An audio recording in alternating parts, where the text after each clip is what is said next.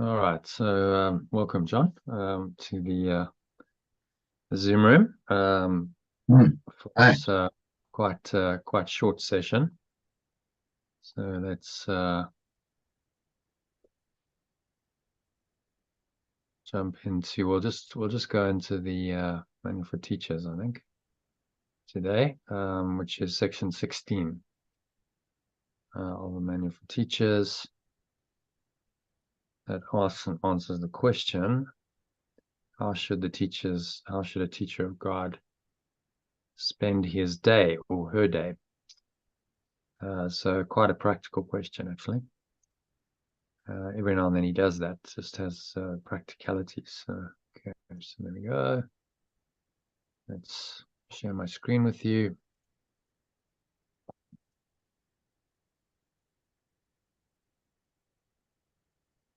Okay, so how should the teacher of God spend his day or her day? How should the teachers of God spend their day? If you want to read in the original and the alternative, Yeah. in fact, maybe we should just speed it up because it's 10 paragraphs. Just do the alternative. Maybe we can actually get through all of it in an hour. Just do the alternative. To an advanced teacher of perfect love, this question is meaningless.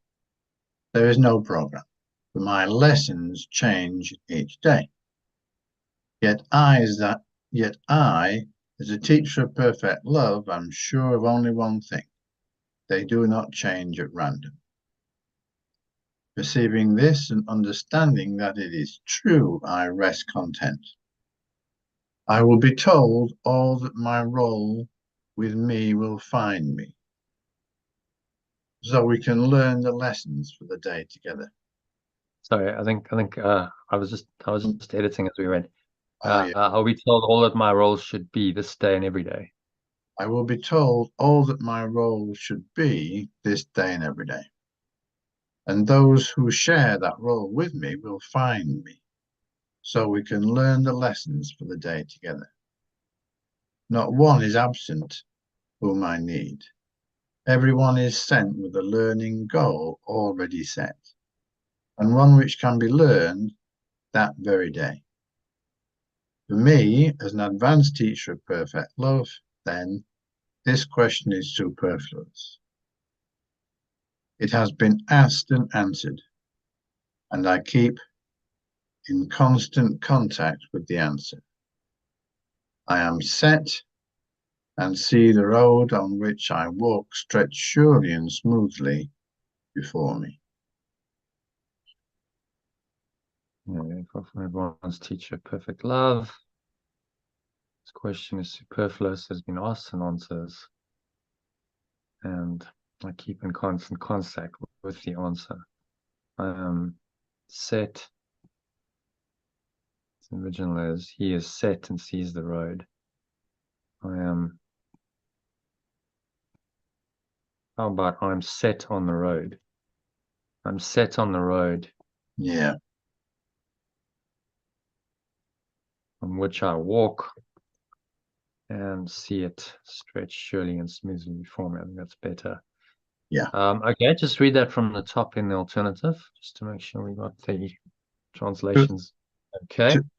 To an advanced teacher of perfect love, this question is meaningless. There is no problem, for their lessons change every day, yet they do not change at random. Perceiving this and understanding that it is true, I rest content. I will be told all that my role should be this day and every day. And those who share that role with me will find me, so we can learn the lessons for the day together. Not one is absent whom I need. Everyone is sent with a learning goal already set, and one which can be learned that very day. Therefore, for an advanced teacher of perfect love, this question is superfluous. It has been asked and answered, and I keep in constant contact with the answer. I am set on the road on which I walk and see it stretch surely and smoothly before me. Okay, so what's he saying in that one? So he's saying here too that for the advanced, the is that saying for the advanced teacher of perfect love? So Hmm. he's saying for those who are well on their way, there's Mm. no program, Mm. and but there's no program, but the day doesn't change at random. It I will be told what my role is that day as of every day. And Mm. those who I am meant to be with will show up. Mm. They're talking about a state of complete trust and flow. So, okay, well, whatever needs to happen today, that's what will happen. If there's a lesson to be learned, then a situation occurs. That's my lesson. Um, I um, I meet the people who are meant to meet. I flow with the whole thing. There's no resistance, and that's the enlightened, state of mind where you rest in the presence of God all the time, and that's just guiding you throughout the day. And then, at that level, you're kind of meditating the whole time. Even if you're not officially in a meditative state. That's what the Apostle Paul meant when he said, "You pray without ceasing." That you are, continuously connected to your source. As you look at the masters like Yeshua, the Buddha, that they were wandering around. They were wandering teachers. So you can imagine every day brought different experiences, lessons, people, but they remained, in their presence and allowed that to guide them. Um, so I think it's really just this is saying go with the flow at the advanced level, and even meditation, like a set meditation practice at that level, is not necessarily required. You would be in a super conscious meditative state all the time, and then maybe there are times where you go, okay, I'll do a meditation. I mean, even Yeshua said, you need a quiet time. You go away from the crowds up into the hills and so on to have quiet time. So then that would have been part of his lesson. But other days he'd been traveling, very busy, teaching, preaching, healing, whatever, and just whatever the day brought, would then unfold. Okay. Anything else on that one? No, I think that's good. Yeah. Hmm. So it's actually a superfluous question once you become advanced enough. Um, because you're on the road, you're being guided, and it's all flowing, surely and smoothly before you. That means you're in a state of flow. That's what this language is saying. Okay, so number two. But what about those who have not reached this certainty? They are not yet ready for such lack of structuring on their own part. What must they do to learn to give the day to perfect love? There are some general rules which do apply, although each one must use them as best they can in their own way.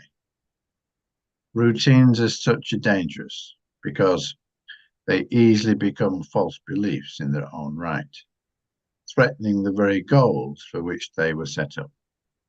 Broadly speaking, then, it can be said that it is well to start the day right.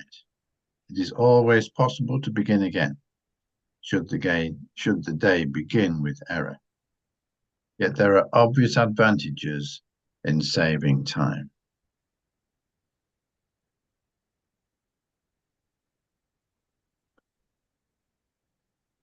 Okay. I think you need to read that one again. What's he saying in this one? So it's saying here that for those who are not advanced, there are definite advantages in having some rules, some structure to the day, but nothing too rigid because once anything becomes too rigid, it can become almost a religion in itself. Yeah, and I saw that when I went to the Vipassana retreat. Yeah. it was fairly evident to me that the practice had become kind of the end goal. It was Yeah. like, I don't know, the practice has become, the dominant thing in these people's lives. Certainly the teacher who was, she was doing 5 6 hours a day, and then she was saying, well, we do 20-day silent retreats and 30-day and 50-day, 60-day, and it's like, okay, so what are you trying to say? You're like, uh, you're so advanced because of the length of time you're meditating. It's all Yeah. about that. You see, so then it becomes the practice becomes actually a fetter, as they call it in Buddhist teaching, to the awakening of the mind, because you're so addicted to the practice that you realize that you've forgotten that the practice is just a means to connect with your source. And I said to her, actually, I asked a question, and I said, is there any danger of the practice becoming in its own right a block or an obstacle to one's, awakening? Something along those lines. I can't remember exactly how I phrased it. And she was much too hasty in answering the question. She was like, "Oh, no, no, no, there's no danger of that." And I was like, no, I can see that's exactly what has happened for her anyway. And then I asked her, we had a one-on-one. You could go and speak to the teacher. So I took the opportunity a couple of times, and I asked her, some probing questions. And she was like, "No, there's nothing else but the impermanence." I said, "Really? So what? There's no permanent, eternal God? What about that?" Oh, well, yeah, I sort of know that's there, but she didn't really. You could see she hadn't really got the knowledge, Otherwise, she would have answered differently. So then I'm like, okay, so you've practiced for 25 years doing this, really just, I think, this practice almost exclusively. She was like a disciple of the practice, and yet you still haven't really got it. You haven't really awoken. That's clear. And so then it became this kind of thing becomes a fetter. It's like, well, actually, probably you should stop practicing this for a while, or do something else, or what I mean, because you got too programmed to this one practice, and it's not actually advancing. So I Mm. think that's the point he's making here. It can be helpful, but don't become so attached to the practice that you forget that the practice is just designed to connect you with your source. That's the whole point. And if you connected with your source, then the practice doesn't really matter anymore. That's what he's saying in the first paragraph, the advanced teacher of God. It doesn't really matter. You don't have to have, rigid set routines if you're always connected. So that reminds me of something Gary Renard said. So he was at a talk, a Buddhist monk, and so someone asked the question, said, "Well, what about sex? You don't you ever get desires?" And the monk's answer was quite interesting. He just said, "Well, when you're coming all the time, it doesn't really matter." He was like, "Well, I'm in this, high state of mind all the time, so no, there's no desire for anything else because I'm already there. Kind of, it's already probably better than orgasmic in that moment." So exactly this, if you're in a super conscious samadhi bliss state all the time, then like the practice becomes, and you're not yearning for anything. Just I'm already there, and that's what he's pointing to with the advanced teacher's state. Okay, so happy with number two. Yep. Ideas, it's a rigid structure doesn't necessarily serve you, but you can begin again. I think I quite like this. You can reset. It's always possible to Yeah. begin again if you've made an error. All right, we'll go back and do a practice to reconnect you if you find you're slipping out of connection. And often that's the best thing to do. You find if you're in a conversation or something, you actually just need to go, okay, stop. Let's just pause, leave, and reset. Come back in 10 minutes. Have a timeout rule. That's quite a useful rule in relation. Reset and come back in a different frame of mind, having done some practice, reminded yourself of these principles through a meditation or breath break, or using the lesson of the day. That's what his little short practice periods are are about when he recommends you practice the lesson frequently. All right, so number 3. At the beginning, it is wise to think in terms of time. This is by no means the ultimate criterion, but at the outset, it is probably the simplest to observe. Saving of time is an essential early emphasis, which, although it remains important throughout the learning process, becomes less and less emphasized.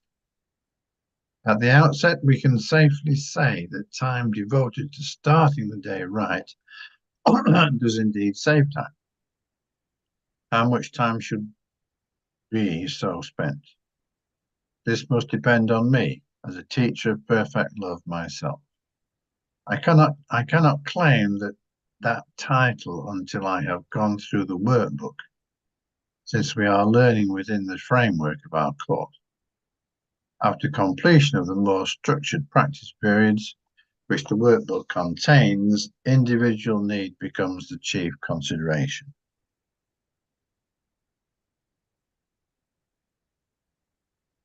Okay, so what's he saying in this one? Well, he's pointing out that by starting the day correctly, we will actually save ourselves time. So by doing a meditational practice to start the day, we will set ourselves off on the right course and not get entangled so much in worldly deviations.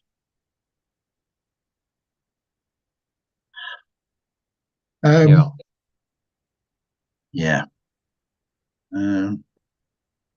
Interesting. He says, I cannot claim that title until I've gone through the workbook, Yeah. since we are learning in the framework of our course. So saying you got to at least have done the workbook once to claim that title. If you're just dipping in and out of the course, as some people do, and you haven't worked through the whole workbook, I would argue, and backed up by Ken Wapnick, that actually the text is also, until you've read the text and the workbook and the manual for teachers, and you've been through that at least once, you haven't completed the course, have you? There's gaps in your understanding.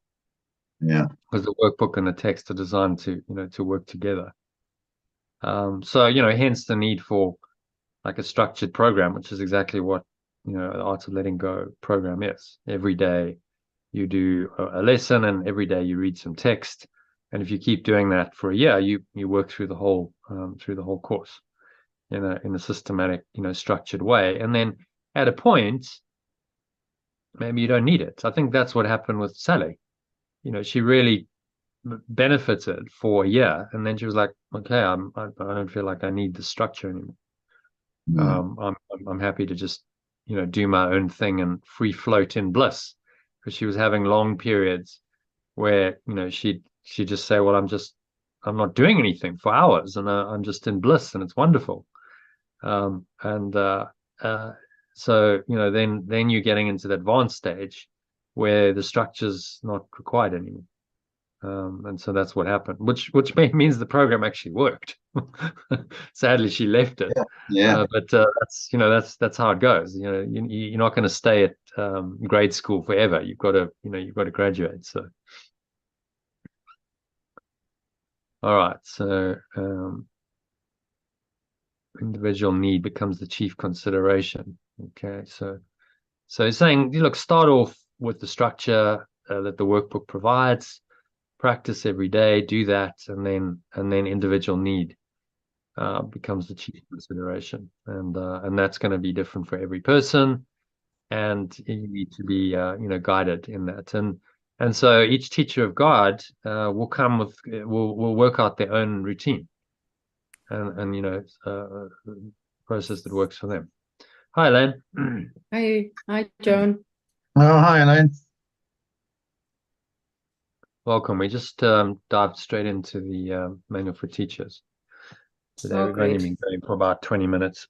So yeah, we're on number 4. This is on an answer to the question, how should the teacher of God spend his day, or how should the teachers of God spend their day? Right. And maybe John, you want to summarize what we've discussed so far for Elaine in a minute? What's the what Yeah, essence? yeah. We are. We've started out by saying that this question is meaningless to the advanced teacher because the advanced teacher of God goes with the flow day by day, and meets the people that he or she needs to meet, encounters the situation that he or she needs to encounter.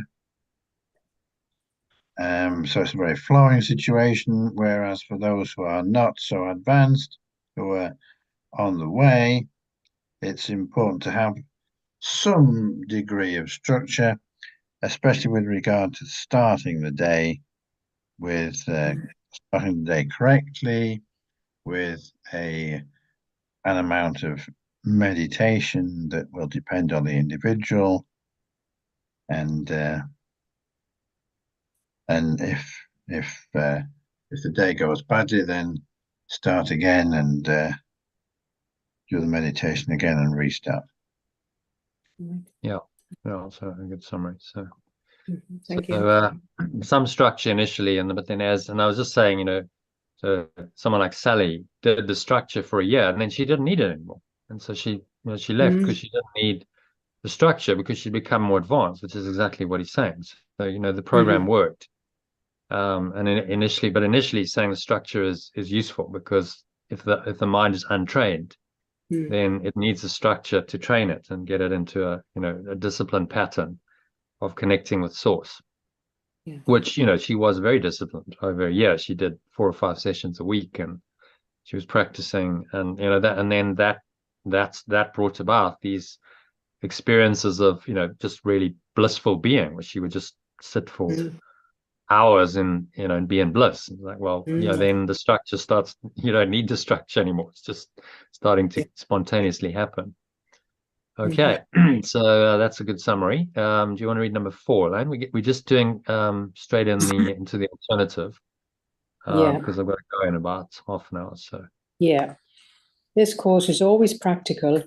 It may be that I, as a teacher of perfect love, am not in a situation that fosters quiet thought as I awake. If this is so, let me only remember that I choose to spend time in pure formless awareness of perfect love as soon as possible, and let me do so. Duration is not the major concern. I can easily sit still an hour with eyes closed and accomplish nothing. I can easily give pure formless awareness of perfect love only a moment, and in that instant join with it completely. Perhaps the one generalization that can be made is this: as soon as possible after waking, take my quiet time, continuing a minute or two after, and begin to find it difficult. I may find that the difficulty will diminish and drop away. If not, that is the time to stop. So what's he saying there? Well, this is it's very practical course, and it's about meditation is not necessary for an hour with eyes closed, because in a lot of cases you're accomplishing nothing. But if you can get yourself into pure formless awareness in only a moment, then you're joining completely. And so this is a good idea to do. This is when you wake up, take some quiet time and start for a minute or two. But then when you start finding it difficult, just stop. Yeah. They're not saying, you have to do an hour or whatever and become very regimented. I was just commenting to John, when I did the Vipassana meditation, I mean, it's a great practice, but my critique of it would be you get too attached to the practice. So no, you have to do your hour in the morning, hour in the evening, and then the practice starts to become actually a limitation, as he he talks about earlier here. The practice can become a block in itself. Routines can be dangerous, he says, because they easily become false beliefs in their own right, threatening the very goals which they were set up. So now you start believing in the practice as your salvation, when actually it's source. It's your own most innermost awareness, and the practice just helps you to contact that. So he's saying, kind of go with the flow. Set the intention, set up a routine where you do it in the morning, and then when it starts to become uncomfortable or difficult, continue a little bit longer and just see. And if it's still difficult, then that's the time to stop. Don't force it. Their mindset was like, no, you're going to push through for an hour no matter what. So if at half an hour you're getting really uncomfortable, you have to sit on that cushion for the hour. He's saying, actually, no. Interesting. That's also an example of why following two different spiritual paths can be problematic, because you're going to get different teachings and different advice from them. Best to have one teacher in one path and say, okay, if I'm following Yeshua, then I'll follow him. He's my teacher or guru, and he's going to show me the way. And so if he says, I'll follow his instructions rather than someone else's. So you've been able to follow both. Would you agree on both? Because you've actually followed Vipassana. Well, I haven't been rigid in my Vipassana practice. I kind of adapted it to what suited me. They were saying you have to do 2 hours a day. I'm like, well, that doesn't really work for me right now, because I don't have that much time. And they're also saying, you have to sit cross-legged, which is uncomfortable. And it's almost like no pain, no gain. I know you've got to go through the pain. But my understanding of it from the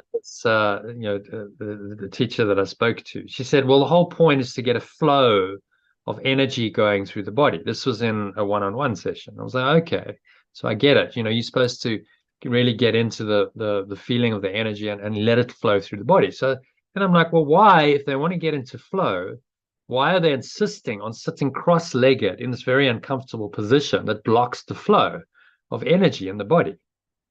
Because it does. If you're cross-legged, your energy can't flow that nicely into your legs and stuff. Maybe the upper body, because your upper body's upright.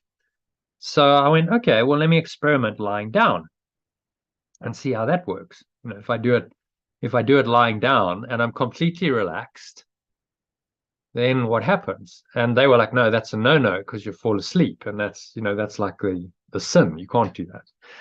I was like, well, if I fall asleep, then obviously I need the sleep, so that's fine. Then that's catching up on sleep time. And if I don't, then I'll go into this meditative state, but there's no stress on the body. I'm not having to go through pain to do this meditation practice. It's actually very nice. It's just the body's in a nice relaxed state, and this flow of energy is coming through, and that that works for me. So I'm like, well, if it works for me, I'm do it. Whatever the form of their practice is, I've adapted it to work for me. Now the Vipassana purists would go, oh, you're not doing it properly. But then I would argue, these structures become too rigid over time, and people, are missing the point. The point is to connect with your source. So I'm lying there. I'll do maybe 45 minutes. I'll have my headphones on as well, which they wouldn't do. So it kind of just puts me in a cocoon, and it's a guided meditation. The guide takes me through really a body scan process. So it kind of works for the whole thing, and that works for me. I'm like, yeah, I feel very connected when I do that, and after I've done that. And if I need rest because I'm lying down, I will go to sleep, and I'll sleep for 45. Sometimes I'll do that once, and then the second time around, or even the third time around, I'll do the meditation, because I needed the sleep. I'm like, well, that's all right. Nothing wrong with that. I obviously needed to sleep. And so it's much less rigid, the way I practice it, and it kind of works for me. So I've adapted it, and I also do some breath holding with it. Which again, they're saying don't mix the practice. Well, I'm like, well, I don't see why not. No, I So agree. lying down, and the Wim Hof stuff. You lie down in the Savasana position, and then you do a long breath hold. So I do one of those, and I've trained myself to hold my breath for a long time. So I do that, and it's no Good for problem. you. It's Mhm. yeah. So and I think this is what he's saying with the advanced teachers of God. You're going to figure out a practice that works for you, and it is very individualized and customized to your requirements, and that's fine. As long as the main thing is that you're actually connecting with your source, you're connecting with your deeper awareness. That's what the practice is for. If Mhm. you're not, then you need to look at it and go, well, the practice isn't working for me. But if you're feeling like you're connecting, and then that's fine, because that's the whole point of the practice. All right, so should we go on to number 5? John, if you can read that in the alternative, please.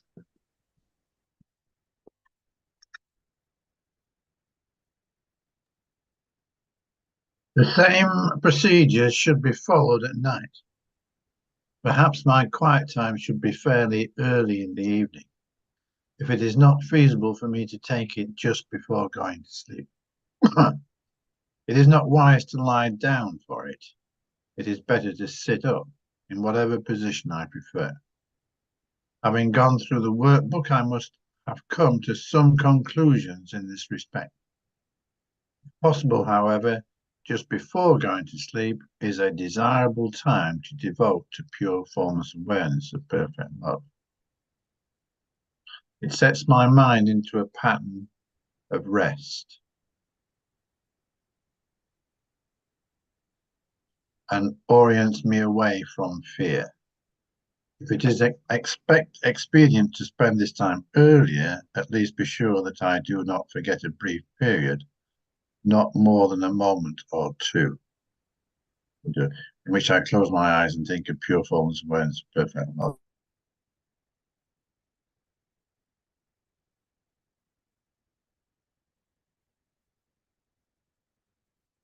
So at least I need to be sure. Okay, so what's he saying in this one? I've just got to answer the door. Be right back. Okay, Elaine, what's he saying in that one? Just the same procedure as you were talking about in the last paragraph, but just in the evening before going to sleep. It's saying it's not wise to do it lying down. But again, as you say, it depends on the way you Yeah, made. I think I'd agree before bed. That's probably quite a good Yeah, idea, because you're because just going to you'll end go up to not. sleep. You Yeah, won't. yeah, yeah. You'll just end up You're not benefits. Yeah. going fully to sleep. So in my evening, like pre-bed, I always sit up and just do 5, 10, 15 minutes of kind of pre-bed meditation using those questions. The 4 questions that I say you ask. I go through those and just read the course Four. lesson again, and Which just 4 kind of questions? Which are the 4 questions? Or have you just gone through them? Can't remember. No, I haven't gone to them. No, they're in every email. If you go Oh, to okay. the Yeah. Right. daily schedule, it's what did I Yeah. learn today? Right. How did that benefit me? What am I grateful for? It's just a Oh, useful way of kind of recapping the day and going, yes. okay, what can I learn from my experiences from today? So they're not just wasted. Whatever the lessons are, you just reflect on them. Only needs to take a few minutes. Just okay, yeah, all right. So that, yeah, I could have, if there was a difficult situation, what could I've done better? How could I've handled that differently? These are, because that then you learn, and then you've kind of gone, okay, I've learned something from the day, rather than just, okay, well, oblivious. I'm not even going to think about my lessons. I think it's a very good practice to just reflect on the day, and then it's also kind of clearing it. If you need to let go of anything, you do that before bed Yeah. and clear it, so that you go to bed in a peaceful state. Yes. Okay, so number 6 then. Moving swiftly on. And the There's one alternative, thought. Yeah, just an alternative, thanks. okay. There is one thought in particular that should be remembered throughout the day. It is a thought of pure joy, a thought of peace, a thought of limitless release, limitless because all things are freed within. I think I made a place of safety for myself. I think I made a power that can save me from all the fearful things I see in dreams. It is not so. My safety does not lie there. What I give up is merely the illusion of protecting illusions. And it is this I fear, and only this. How foolish is it to be so afraid of nothing? Nothing at all. My defenses will not work, but I am not in danger. I have no need of them. Recognize this and they will disappear. And only then I will accept my real protection.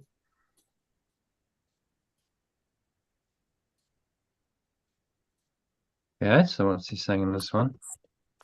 Well, there's only really one important thought to be remembered through the day, and that's of pure joy and peace, limitless release, and that will help to free us within. So we think that we've made a place of protection within in the fearful illusion of dreams, but it is not so. Our safety doesn't lie in that at all. So if we just merely give up these protecting illusions and see them for what they are and realize defenses don't work, and that we're not actually in danger. So just to let those defenses go, then we have no need of them. And once that happens, it'll just disappear and we accept our true protection from our source. Remember, one of the characteristics of God's teachers was being defenseless. So it's a big one. As soon as you defend an illusion, you're making it real, and you're blocking pure formless awareness of perfect love. And you'll notice, we discussed it yesterday. If someone is in ego, they get very defensive. Usually. So it's a sure sign that the ego is present when someone's defensive or attacking, because the defense and attack are just two sides of the same coin. Often people go, well, I'm defensive, so I'll attack you. That's my best form of defense, is attack. And so, he talks about defense, attack, and you attack and defend and attack. And these are the circles of the hours that bind the mind in this, crazy game of defense and attack that the ego likes to play. He's saying just drop all of this and be very simple. It's a very, very simple practice to be defenseless, and trust then in the true guidance to guide you. I think one of the best practices to test that out is to go and sit on the front row in a stand-up comedy session. Yeah, be defenseless. That'd be a good that'd be a good recommendation. Okay, so spiritual practice. Go and book yourself into a stand-up comedy show and sit in the front row, and almost certainly then the comedian's going to choose. He's going to pick on you, isn't he? Just be detached. Also, things like Christmas and if you're with special relationships and all of that tests you. It's very easy to become defensive. You have to be very vigilant for that. Okay, so number 7, John, if you want to read that. Yeah, how simply and how easily does time slip by for me as a teacher of perfect love who has accepted its protection. All that I did before in the name of safety no longer interests me. for I am safe and know it to be so. I have a guide who will not fail. I need make no distinctions among the problems I perceive, for it to which I turn with all of them recognizes no order of difficulty in resolving. I am as safe in the present as I was before illusions were accepted into my mind, and as I will be when I have let them go. There is no difference in my state of different times and different places, because they are all one to pure formless awareness of perfect love. This is my safety, and I have no need for more than this. Yeah. And what's he saying there?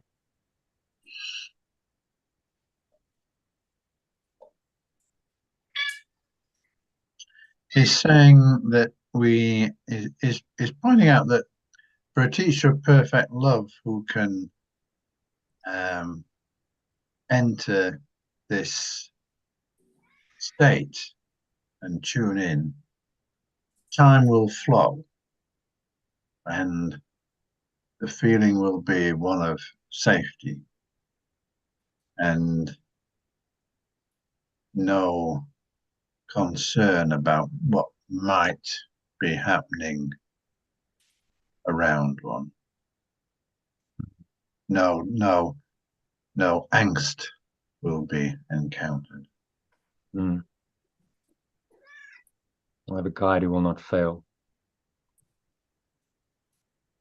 No difference in my state at different times and different places. Because they're all one. So again, talking about the advanced state where we talked about praying without ceasing. You're in a meditative state of connection with your source all the time. And so wherever you are, whatever time and place seems to be happening on the level of form doesn't matter. You're rooted in your true awareness. And in that state, you're always safe. And look, Yeshua was a good example because he had lots of danger that the Pharisees and the Sadducees were always trying to trip him up and trap him, and yet until his crucifixion, which was destined. I mean, he decided that was what was going to happen. He was fine. It's recorded that the one time they wanted to throw him off a cliff because he apparently blasphemed. He said, "I am the law of Moses," and then he just went, "Well, no, enough of this," and he just walked through everyone, and he was so in his presence that they just said, we can't actually touch this guy, and he just walked through them. Another time with the story of the adulteress, they were trying to trap him and potentially stone him to death, and her, and he just knew exactly what to say. Said that he was never sinned, cast the first stone. Perfect answer in a tricky situation that just defused the whole situation and caused everyone to leave and probably saved her life as well as possibly his. So because he was so connected, he was safe. Even those were really unsafe times. We didn't have the same sort of secular laws then, and stoning, they could stone people to death. That was common. And yet, until his crucifixion, he was perfectly safe, and the crucifixion was a choice. He decided that was going to be his final lesson and teaching, and he willingly went to it. He went to Jerusalem for that purpose, no doubt. Okay, so happy with that. Number 8. Yet there will be temptations along the way. Yet there will be temptations along the way. I, as a teacher of perfect love, have yet to travel and have need of reminding myself throughout the day of my protection. How can I do this, particularly during the time when my mind is occupied with external things? I can only try, and my success depends on my conviction that I will succeed.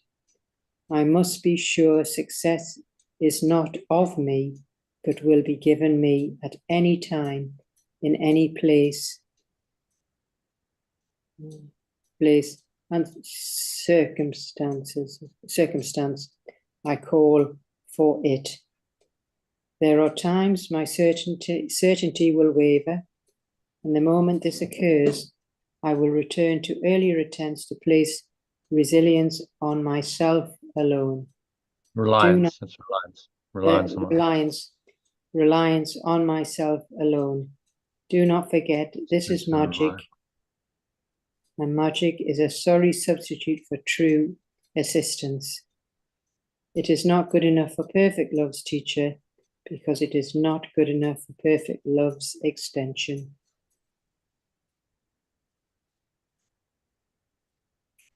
So what's he saying in that one? Well, there's going to be temptations along the way, but the teacher of perfect love has yet to travel and remind the mind of its occupied and external things. So it needs to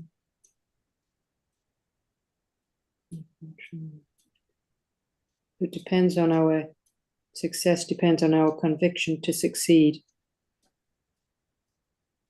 But we must know that it's not coming from us.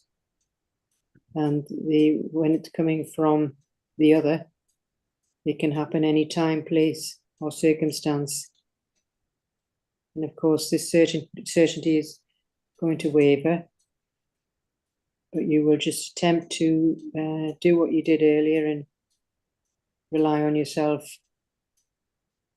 But we do have to remind you might have noticed, that's a tendency. When under pressure, you'll tend to go back to your old habits and patterns. Ego itself. Patterns. And then that's when he's saying, well, you've got to just keep trying. Just try and bring yourself back into the Holy Spirit. And obviously the more you can do that, the easier it becomes. It's all practice to stay connected. But he's saying, well, it will happen. So don't beat yourself up about it. Just when you notice it's happened, correct, and go back to, okay, well, I don't really know. Show me. That's always a good question. So, okay, well, I don't know. So show me. What should I do here? That's an open-ended question, which invites some other answer than your ego's default response.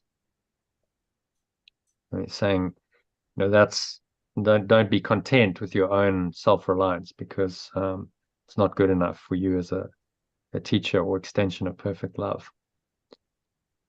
All right, happy with that one.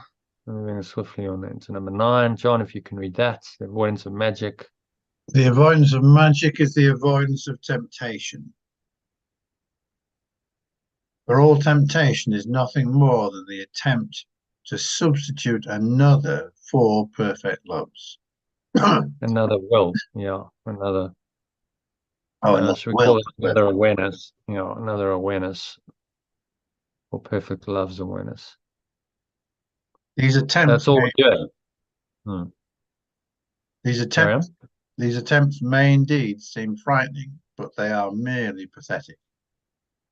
They can have no effects, neither good nor bad, neither rewarding nor demanding sacrifice, healing nor destructive, quieting nor fearful. When all magic is recognized as merely nothing, I, as a teacher of perfect love, have reached the most advanced state. All intermediate lessons will only lead to this and bring this goal nearer to recognition. For magic of any kind, in all its forms, simply does nothing. Its powerlessness is the reason it can be so easily escaped. What has no effects can hardly terrify. Yeah.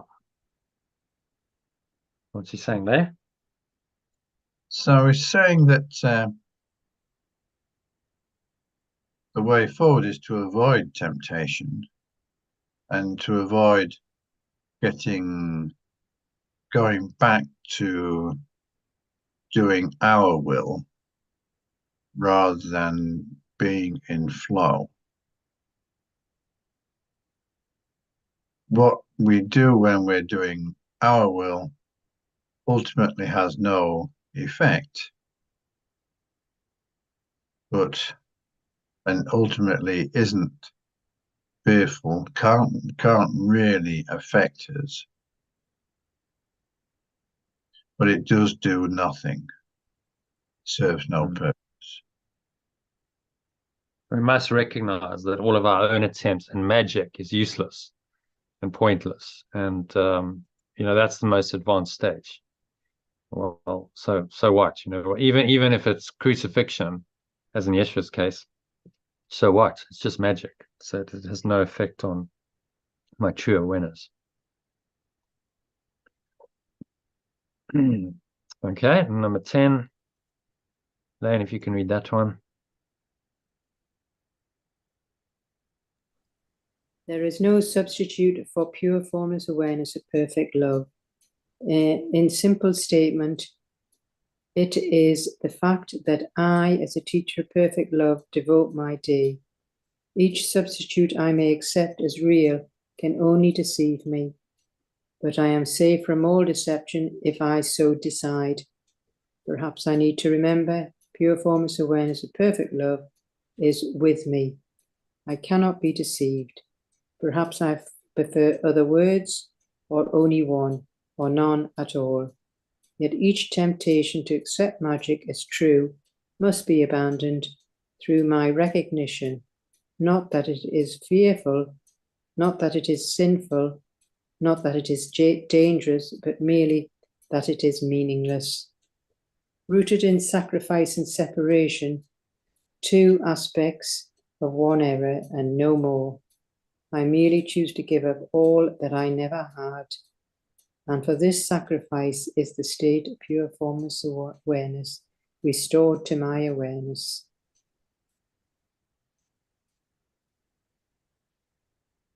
Okay, so what's he saying in that one?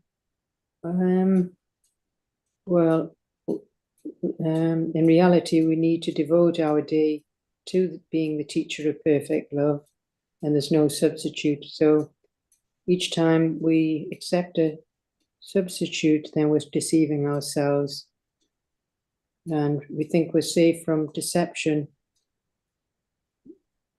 but we need to remember it's pure formless awareness is with me, and that cannot deceive you. And you can prefer words or whatever, but each temptation, accepting magic, is just another way of abandoning your true recognition.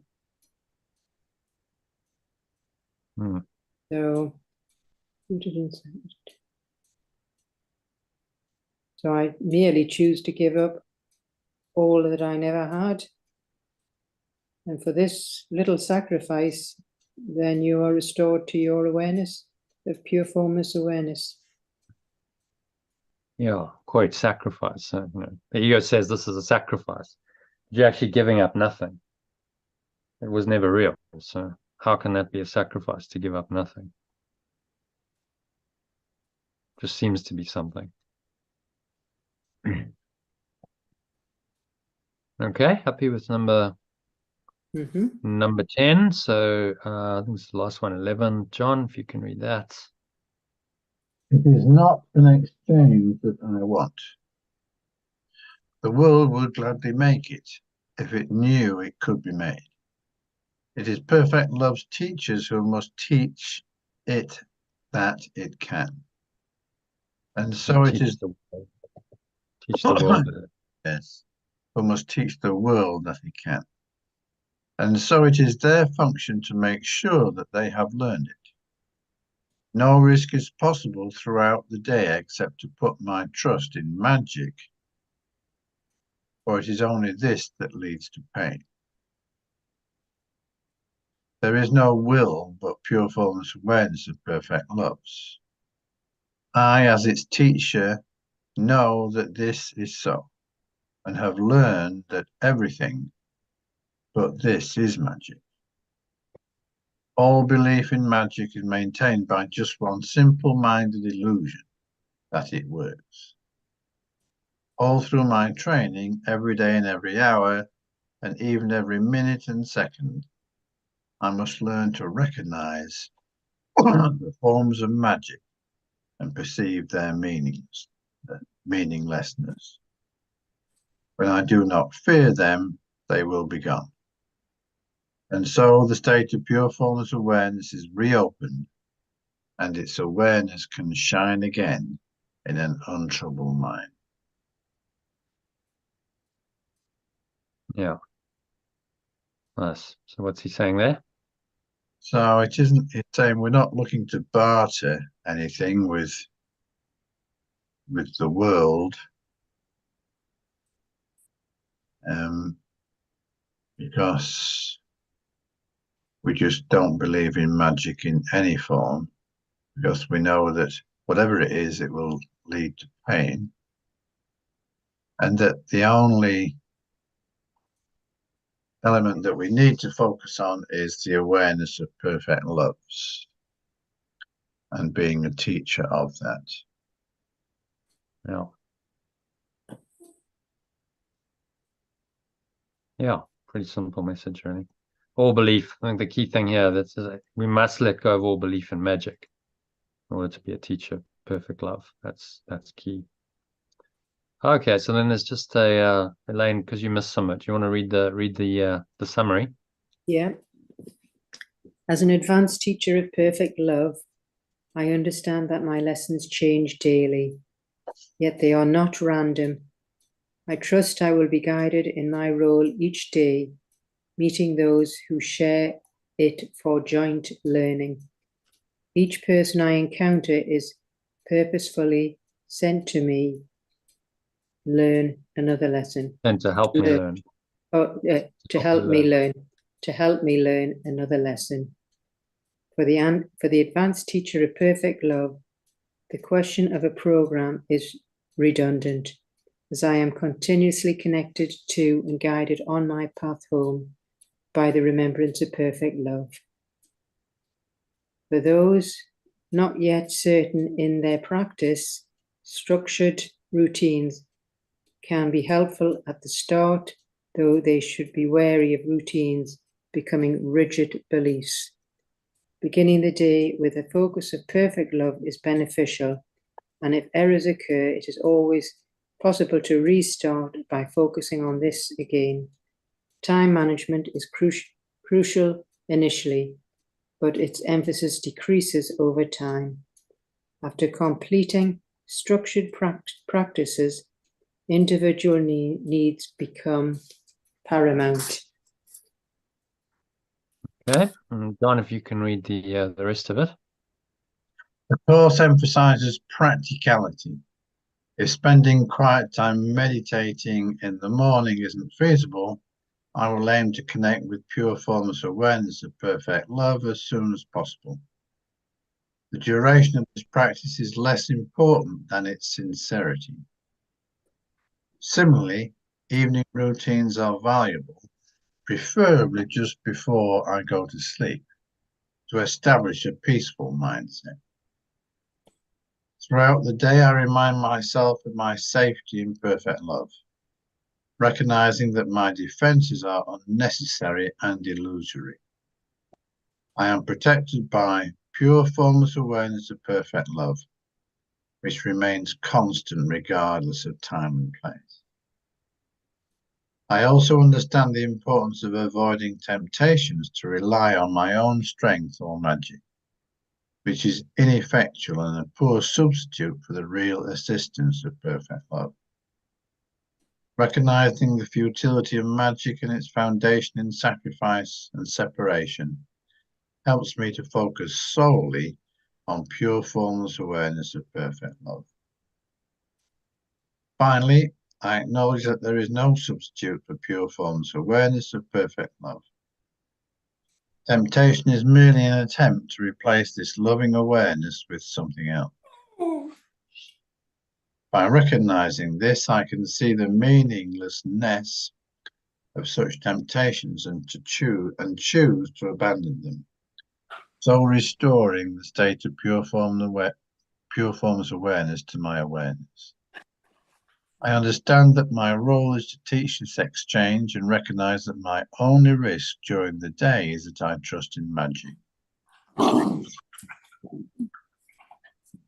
Continuous learning involves recognizing the forms of magic and their meaninglessness, so allowing the pure form's awareness of perfect love to shine through my untroubled mind. Yeah, nice summary. And just the key message, Elaine, if you can read that one. As a teacher of perfect love, I trust in daily guidance, avoiding routines that become rigid beliefs. I prioritize connection with pure formless awareness of perfect love, because I recognize the ineffectiveness and futility of relying on my separate self and its magic. By staying rooted in this awareness, I may maintain a state of inner peace, so no matter what seems to be happening in my life, and teach others its value by example. Yeah. So any final thoughts or comments or questions on that? I think it's a nice, complete summary, actually. Mm-hmm. Yeah. Very practical section, really. Just saying this is how some ideas. Notice it's very guiding. He's not saying you have to do this and you have to do this. It's like, okay, so here are a few suggestions. And then, ultimately it's your own internal guide, your Holy Spirit. Remembrance of perfect love, it's going to guide you. So don't become, too rigid in any structure. But, some discipline to start the process is good. And I think this is what the Buddha would call the middle way. Interesting, because I talked about the Vipassana practice, which was, the Buddha's practice. He talked about the middle way of not being, terribly ascetic. And I think they've departed from it. It's like, well, that was not what he was teaching. He was saying sitting for hours and hours in meditation and all these ascetic practices, which he'd done, it wasn't necessarily the way. It was a kind of gentler, kind of middle way that he proposed. And I think Yeshua's doing the same. Just not calling it that and saying, okay, well, just go with the flow, really. Have some structure, but go with the flow and, always listen to your own guidance, which is the Holy Spirit. And then you'll be fine. And as you advance, you need less and less structure. Okay, so I think I have to go now because I have an appointment in 20 minutes. Okay. I think I might be a bit late, but enjoy the birthday celebration. Yeah, thank you. I'll see you on Sunday. Sunday, yep, that's great. Yeah, Sunday evening. Yeah. Yep. All right. Perfect. Thanks. Yeah. Have a good weekend, Elaine, John. Yeah, and to you both. Yeah. All right. Okay. You too, Namaste. Jello. You too, Elaine. Yeah. All Bye, right. John.